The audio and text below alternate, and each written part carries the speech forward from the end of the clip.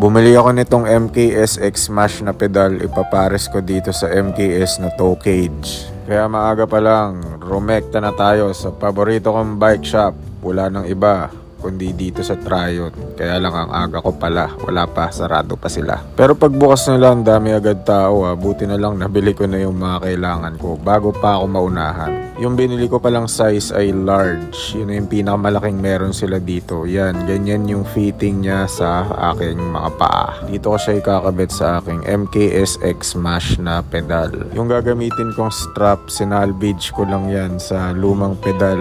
Pero ang hirap tanggalin kasi nag-expand na yung leather. Pero sa huli nakabit ko naman, eto na siya. Mas madali siyang i-flip kesa dun sa luma kong pedals. Konting tapik lang, bumabaliktad agad yung pedal at nasushoot agad yung sapatos ko doon sa toe cage. Okay pa naman yung dati kong straps pero ayan dumadapa. Minsan mahirap i-shoot yung paa lalo na pag dapang-dapa na siya tapos babaliktarin mo pa. Ano tingin nyo? Wise choice ba yung pagpapalit o tapon ko na tong pangit na bike?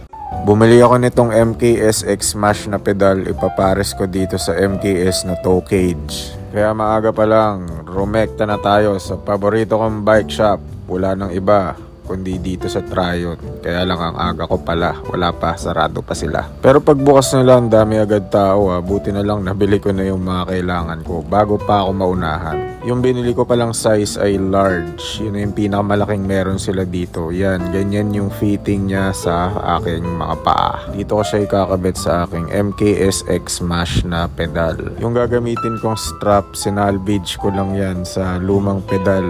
Pero ang hirap tanggalin kasi nag-expand na yung leather. Pero sa huli nakabit ko naman, eto na siya. Mas madali siyang i-flip kesa dun sa luma kong pedals. Konting tapik lang, bumabaliktad agad yung pedal at nasushoot agad yung sapatos ko doon sa toe cage. Okay pa naman yung dati kong straps pero ayan dumadapa. Minsan mahirap i-shoot yung paa lalo na pag dapang-dapa na siya tapos babaliktarin mo pa. Ano tingin nyo? Wise choice ba yung pagpapalit o tapon ko na tong pangit na bike?